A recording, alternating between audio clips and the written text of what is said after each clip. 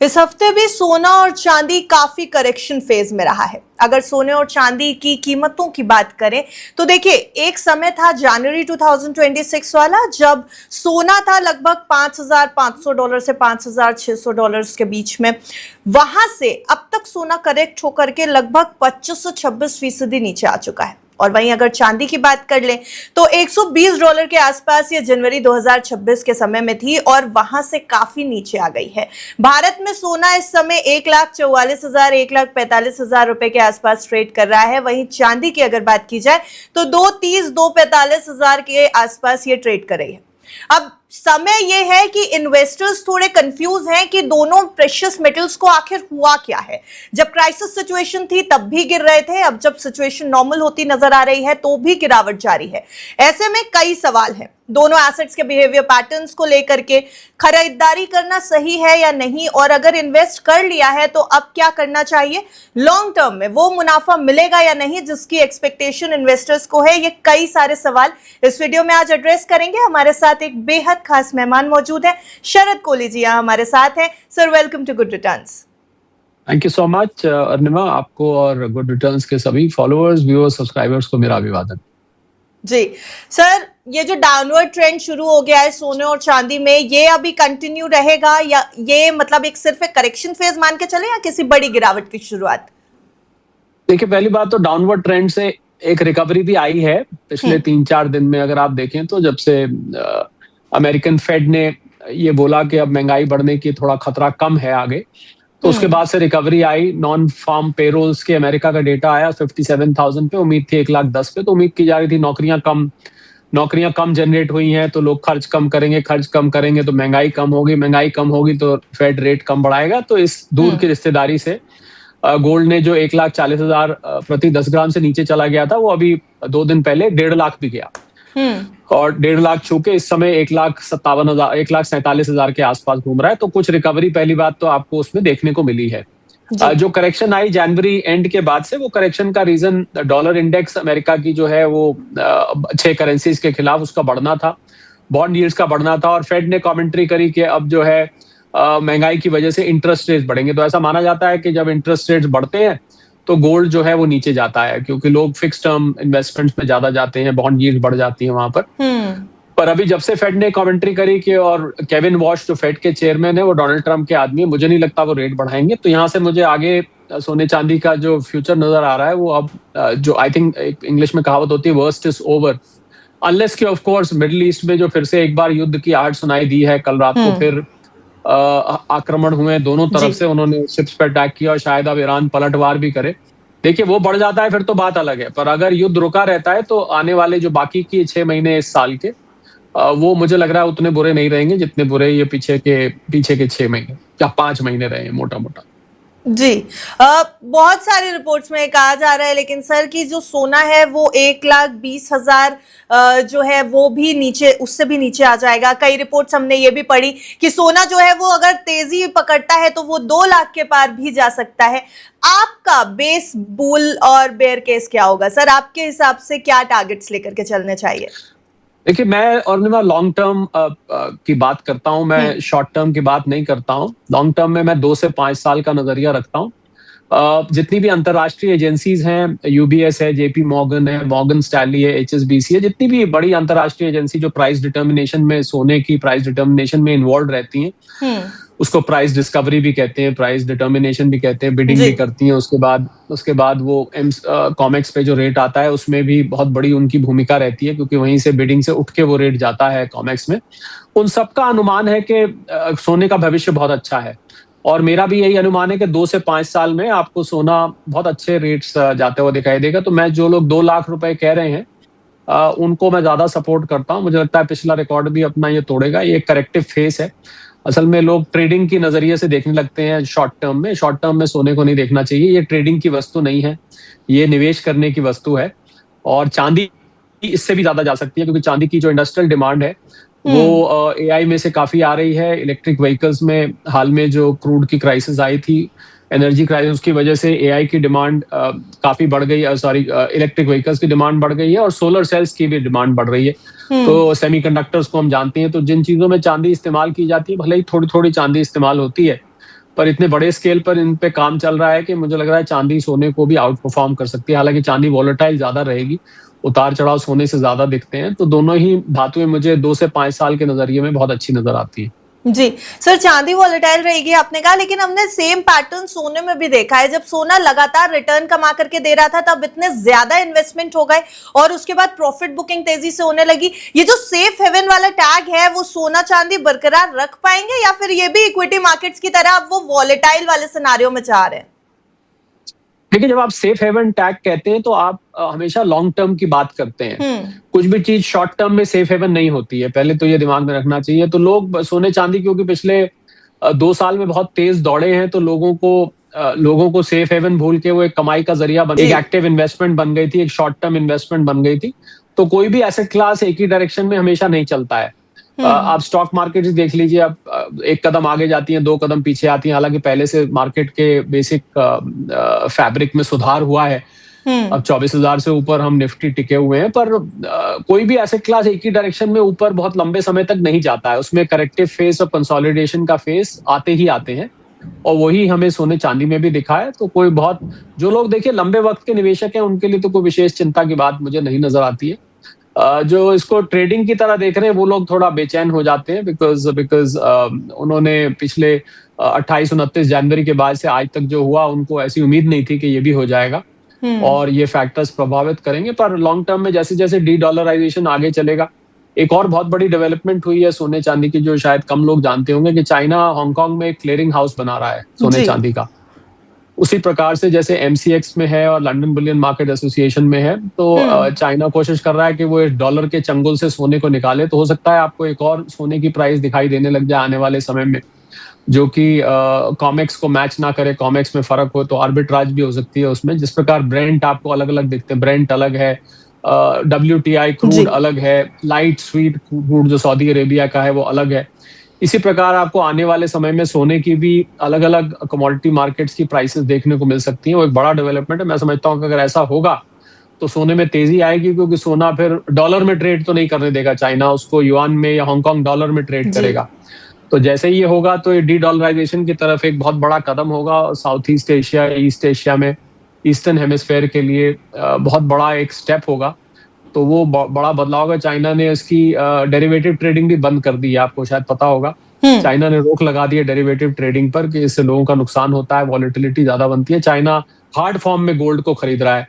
Chinese bank जो PBOC है, peoples bank of China, वो भी खरीद रहा है, और रिटेल निवेशक भी वहां पर बड़ी मात्रा में खरीद रहे हैं। चाइना में गोल्ड सिल्वर का रेट बाकी की दुनिया से ज्यादा है, हमेशा रेट फर्क रहता है। तो ये बड़ी डेवलपमेंट्स हुई हैं। जितनी भी डेवलपमेंट्स हो रही हैं लॉन्ग टर्म में, सब सोने चांदी के ऊपर जाने का ही इशारा कर रही हैं। शॉर्ट टर्म में आपको ये वॉलेटिलिटी तो 2 से 5 महीने का व्यू 2 से 5 साल में रेप्लिकेट नहीं करना चाहिए। जी, यानी कि ऑप्टिमिज्म है अभी भी कि बहुत तेजी से सोना चांदी ऊपर जाएगा। तो सर ये सही समय है, क्योंकि देखिए त्योहारी सीजन शुरू होने वाला है, शादियों का सीजन आने वाला है, तो अभी ये जो डिप आई है ये खरीदारी करने के लिए सही समय है या थोड़ा और इंतजार करें और डिप देखें? बिल्कुल, आप अपने इन्वेस्टमेंट एडवाइजर से सलाह लेके कर सकते हैं। देखिए, ज्वेलरी जिसके घर में शादी है अर्निमा, वो तो बनवाएगा ही बनवाएगा, चाहे थोड़ी कम बनवा लेगा, कम कैरेटेज की बनवा लेगा, क्वांटिटी कम बनवा लेगा, वो तो बनवाएगा ही बनवाएगा। शादी तो आप इस पीछे के सोने में करेक्शन आए तो आप शादी तो पोस्टपोन नहीं करेंगे जी। बाकी जो लोग निवेश करना चाहते हैं वो थोड़ा थोड़ा करके लॉन्ग टर्म के लिए रख सकते हैं, थोड़ा थोड़ा करके लिए, और लॉन्ग टर्म, ये 2 मंत्र याद रखें, तो थोड़ा थोड़ा करके। बाकी ये खाली एक एनालिसिस की तरह से मैं बोल रहा हूँ कि मैं होता तो क्या करता। आपको अपने इन्वेस्टमेंट एडवाइजर से, फाइनेंशियल एडवाइजर से सलाह लेनी चाहिए कि आपको कब निवेश करना है, कितना निवेश करना है, करना भी है या नहीं करना है। बाकी मुझे सोना एक अच्छी अपॉर्चुनिटी ऐसा लगता है कि दे रहा है इस समय। आपको 1.5 लाख से नीचे जितना सोना रहता है वो एक बहुत अच्छी आपको एंट्री करने की अवसर दे रहा है, क्योंकि यहाँ से अगर 2 लाख जाता है तो आपको बहुत बड़ा, करीब 30% से ज्यादा आपको प्रॉफिट हो सकता है शॉर्ट टर्म में। शॉर्ट टू मिड टर्म में कहूँ, शॉर्ट टर्म भी हो सकता है। कुछ लोग तो इस साल के एंड भी कह रहे हैं, क्योंकि जियोपॉलिटिकल टेंशंस बढ़ रही हैं। सिर्फ मुझे लग रहा है कि डॉलर इंडेक्स इस समय सबसे बड़ा विलेन बना हुआ है सोने और चांदी के ऊपर जाने में। जैसे ये डॉलर इंडेक्स कंट्रोल में आएगा, फिर इस समय डॉलर इंडेक्स 101 पर है, बॉन्ड यील्ड 4.5 से ऊपर चली गई है, तो उसकी वजह से जो कल 4200 के आसपास सोना जाने को था डॉलर, अभी वो 4130 4120 डॉलर के बीच में घूम रहा है। थोड़ा सा दबाव आया है, और डॉलर इंडेक्स जैसे जैसे नीचे जाएगी, और ये डॉलर इंडेक्स नीचे जब जाएगी, जब ये 6 करेंसीज के अगेंस्ट डॉलर कमजोर होगा, Japanese yen, British pound, euro, Swiss franc, Canadian dollar और स्वीडिश क्रोमा, इन 6 करेंसीज के खिलाफ जैसे जैसे डॉलर कमजोर होगा, वैसे वैसे सोना ऊपर जाना ही जाना तय है। दुनिया डॉलर के चंगुल से निकलना चाहती है, डॉलर की गुलामी एक तरह से दुनिया कर रही है, उससे दुनिया निकलनी चाहती है। इकोनॉमिक कॉलोनियल एरा याद आती है, एक इकोनॉमिक कॉलोनियल एरा जैसा लगता है आ गया कि डॉलर के आप गुलाम हो गए हैं।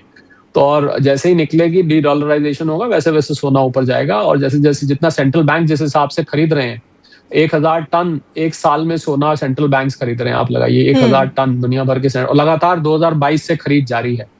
तो अगर सेंट्रल बैंक जैसा बड़ा निवेशक इतनी बड़ी मात्रा में ले रहा है, तो उनको आई एम श्योर हमसे ज्यादा पता है, और हमसे ज्यादा डेटा है उनके पास, हमसे ज्यादा इकोनॉमिक प्रोजेक्शंस हैं, हमसे ज्यादा वो फ्यूचर को देख सकते हैं। तो हम अपना दिमाग ना भी लड़ाएं तो हम सेंट्रल बैंक से क्यूज ले सकते हैं। जी सर, आप अपने पोर्टफोलियो में कितना सोना चांदी ऐड करेंगे ऐसे सिनेरियो में? आपका क्या पोर्टफोलियो के लिए एलोकेशन होगा, आइडियल एलोकेशन? देखिए, मुझे लगता है किसी भी इन्वेस्टर के लिए मैं जो आइडियल इन्वेस्टमेंट पोर्टफोलियो एलोकेशन बताता हूँ वो 20% के आसपास बताता हूँ। अगर आपके पास 100 रुपए है तो उसमें से 20 हद से हद आप 25 रुपए, 20-25 रुपए से ज्यादा सोना चांदी को आप नहीं रखेंगे, और उसमें भी सोना 60%, चांदी 40%, उस 20 रुपए में भी। तो एक बहुत डिस्ट्रीब्यूटेड पोर्टफोलियो होना चाहिए, क्योंकि दुनिया इस समय रिसेशन में है, यूरोप रिसेशन में है, अमेरिका रिसेशन में है, बताता नहीं है। तो जब रिसेशनरी कंडीशंस होती हैं तो ऐसे में आपको मल्टी एसेट एलोकेशन ही ठीक रहता है। 20% सोने चांदी में, 20% अच्छे स्टॉक्स में आप रख सकते हैं, 20% आप म्यूचुअल फंड्स में रख सकते हैं, 20% आप कुछ लिक्विड जो बिल्कुल यूजलेस इन्वेस्टमेंट होती है, फिक्स डिपॉजिट, उसमें रख सकते हैं, और 20% आप रियल एस्टेट में रखिए। तो इस समय ऐसे में मल्टी एसेट एलोकेशन करना चाहिए जब दुनिया में रिस्क बढ़ा हुआ हो, और दुनिया economic world global economic growth इस समय चैलेंज में है, वो ग्रो नहीं कर रही है दुनिया की इकोनॉमी, एक्सेप्ट इंडिया, चाइना और छोटी मोटी कुछ इमर्जिंग इकोनॉमीज ले लें, तो बहुत ज्यादा ग्रोथ दुनिया में इस टाइम। तो ऐसे में मल्टी एसेट, क्योंकि कोई भी एक एसेट क्लास शेक कर सकती है, जैसे हमने स्टॉक मार्केट्स को देखा, जनवरी के एंड में सोने चांदी को देखा, तो भले ही कोई एसेट क्लास बहुत भाग रही हो, तब भी उसमें एलोकेशन 20% से ज्यादा, और अपने पोर्टफोलियो को फैला के रखिए। Never keep all eggs in the same basket. जी सर, सिल्वर में गिरावट आपने जिक्र किया, बहुत तेज हुई है, ऑलमोस्ट आधी हो गई है अपने जनवरी पीक से। यहाँ कुछ स्ट्रैटेजी बदलनी है? नहीं, कोई बदल नहीं, क्योंकि अभी तो सिल्वर आप देख रहे हैं सोने के साथ कदम से कदम मिलाकर चल रही है। वो ऊपर जाता है, वो ऊपर जाती है, वो नीचे आता है, वो नीचे जाती है। They are working like brother and sister, भाई बहन की तरह चल रहे हैं। भाई बहन, छोटी बहन उसके पीछे पीछे। पर प्रो राटा आप देखें, एक GSR होता है जिसको हम गोल्ड सिल्वर रेशियो कहते हैं। कुछ लोग उसको, वो एक मैथमेटिकल फॉर्मुलेशन है और कुछ नहीं है इसके अलावा। कुछ लोग कहते हैं कि वो GSR 60 हो गई, 1:60, तो वो कैचअप करेगी। वो एक खाली एक, क्योंकि सिल्वर के दो रूप हैं। सिल्वर जो है वो 55% सिल्वर इंडस्ट्री में चली जाती है, 45% सिल्वर निवेश के लिए रह जाती है। तो इसलिए सिल्वर को आप बिल्कुल सोने के साथ, अभी तो वो साथ साथ चल रही है, पर एक समय आएगा जब सिल्वर अपनी चाल चलेगा, क्योंकि इंडस्ट्रियल यूज को सोना मैच नहीं करता है। तो ऐसा समझिए कि सोना जो ज्यादा सॉलिड है, भले ही धीरे धीरे चलता है, गिरता भी धीरे धीरे है। चांदी बहुत तेज भागती है और फिर गिरती भी बहुत तेज है। जैसा कि आपने कहा, चांदी 4,20,000 से एक समय था अभी पीछे जब 2 लाख तक आ गई थी जी। तो करीब 50% से भी ज्यादा उसमें गिरावट देखी गई। सोने में 1,80,000, 1,82,000 दिरहम पर 10 ग्राम पहुंचा था, और 1,40,000 तक आया। उसमें 40,000 की करेक्शन आई और उसमें बिल्कुल आधी आ गई। तो इसलिए चांदी में वॉलेटिलिटी ज्यादा है, क्योंकि चांदी में सट्टेबाजी बहुत होती है, स्पेकुलेटिव ट्रेडिंग बहुत बढ़ चढ़ के की जाती है। इसलिए चांदी की मूवमेंट जो है इन प्राइसेस में, मैं आपके सब्सक्राइबर्स व्यूअर्स को बता दूं कि इन दोनों कमोडिटीज में इतना स्पॉट में काम नहीं होता है जितना कि स्पेकुलेटिव डेरिवेटिव्स में होता है। इसीलिए इनकी, आप अभी कभी स्क्रीन पर इनकी कीमतें देखें तो आपके पलक झपकने से पहले ही बहुत सारी कीमतें बदल जाती हैं। इसका मतलब ये नहीं कि लोग इतनी तेज रफ्तार से बेच खरीद कर रहे हैं हार्ड फॉर्म में।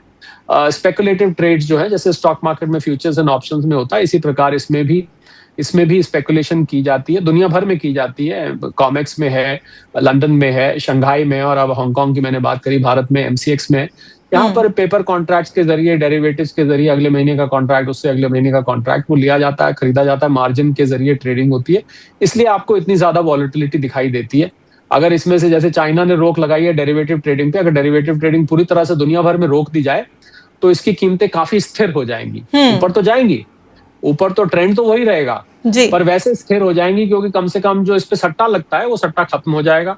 और ये जो छोटी छोटी चीजों पे चांदी सोना रिएक्ट करता है, वो रिएक्ट करना बंद कर देगा। आपको जैसे मैंने उदाहरण के लिए भी बताया कि नॉन फार्म पेरोल्स अमेरिका में आए, उसकी वजह से सोने चांदी पे असर हुआ। बहुत दूर की रिश्तेदारी है।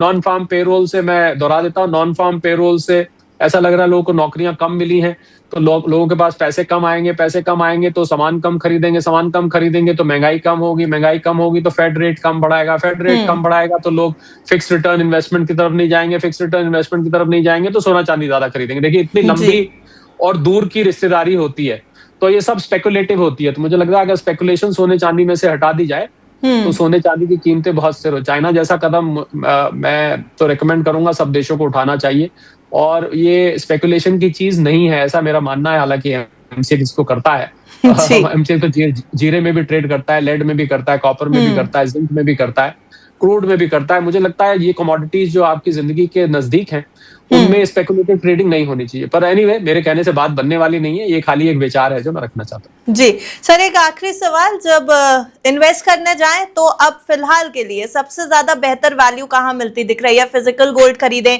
ईटीएफ खरीदें, माइनिंग स्टॉक्स में, या फिर फ्यूचर्स में, कहाँ ज्यादा बेहतर वैल्यू?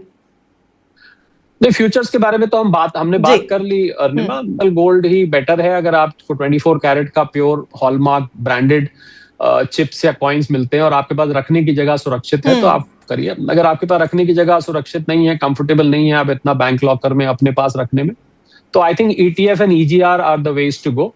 कि आपको ईटीएफ या ईजीआर, गोल्ड म्यूचुअल फंड्स हैं, आप मेटल स्टॉक्स में, क्योंकि मेटल स्टॉक्स में आपको बहुत इनडायरेक्ट बेनिफिट मिलता है जी। मेटल स्टॉक्स आप कॉपर के लिए देख सकते हैं, क्योंकि कॉपर का ईटीएफ नहीं होता है, और कॉपर को आप फिजिकल फॉर्म में लेते हैं तो आप ले तो लेंगे, पर आप जब बेचने जाएंगे तो वो कबाड़ी के भाव बिकेगा, वो बिल्कुल स्क्रैप की तरह बिकता है।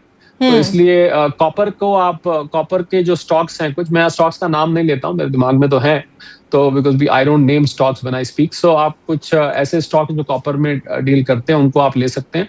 पर सिल्वर गोल्ड के लिए I think ETFs and EGR would be the best if you can not preserve physical gold properly. आगे आने वाले 6 महीने से 1 साल में सर कुछ रिस्क हैं बड़े जो प्रेशियस मेटल्स के लिए दिखाई दे रहे हैं, जिनका ध्यान रखना चाहिए इन्वेस्ट करने से पहले? देखिए, रिस्क तो हमेशा ही होते हैं, इसीलिए रिकमेंडेड होता है कि आप एसआईपी फॉर्मेट में करें, आप थोड़ा थोड़ा करके लें। उसमें आप अलग अलग रेट्स पे ले सकते हैं, गिरे हुए रेट्स पे भी ले लेते हैं आप, थोड़े से महंगे, थोड़े से कम महंगे, थोड़े से कम सस्ते, बहुत सस्ते। एसआईपी में तो आपके पास सब रेट का माल आ जाता है, तो इसीलिए एसआईपी बना ही इसीलिए हुआ है, जो आपने बात कही कि अगर रिस्क भी है तो रिस्क भी एसआईपी में फैक्टर इन हो जाएगा अपने आप ही, क्योंकि आप कुछ आपने अभी लिया, कुछ अगले महीने लिया, कुछ 15 दिन में लिया, कुछ 20 दिन में लिया, जब करेक्शन आई तो आप थोड़ा थोड़ा अपनी जो आपकी थोड़ी है उसको आप कंसिडर कर सकते हैं। तो रिस्क तो हमेशा ही है, it is never, you can never predict the price. आप किसी भी चीज की प्राइस, और खासकर गोल्ड एंड सिल्वर तो अर्निमा बहुत न्यूज बेस्ड है जी। इसकी कोई बैलेंस शीट तो है नहीं, इसकी कोई पीई रेशियो तो है नहीं, इसकी कोई बुक वैल्यू तो है नहीं, इसकी कोई कंपनी की ऑर्डर बुक मैं चेक कर लूं वो भी नहीं है, मैं प्रोमोटर्स को चेक कर लूं वो भी नहीं है, कंपनी के पिछले 5 साल के प्रॉफिट कैसे रहे हैं वो भी नहीं है। तो जिस चीज के फंडामेंटल्स नहीं होते, क्षमा करें, उस चीज को आप न्यूज फ्लो के आधार पर लेते हैं। न्यूज फ्लो या जो वॉल्यूम खरीदी बेची जा रही है, बस यही 2 ही चीजें होती हैं, कोई खबर आ रही है या जो वॉल्यूम खरीदी बेची जा रही है, इसी के आधार पर आप ले सकते हैं। तो मुझे लग रहा है कि उस पर नजर बना के रखें, और एसआईपी करते हैं तो आपके वो रिस्क भी फैक्टर इन हो जाते हैं जी। चलिए, यानी सोने और चांदी में भी अगर आप एसआईपी करेंगे बेहतर है, लॉन्ग टर्म का नजरिया रखिए, और फाइनेंशियल एडवाइजर की राय बेहद जरूरी है। Sharad sir, thank you so much for joining us today. काफी क्लैरिटी मिली है फिलहाल इस सिनेरियो पर। Thank you.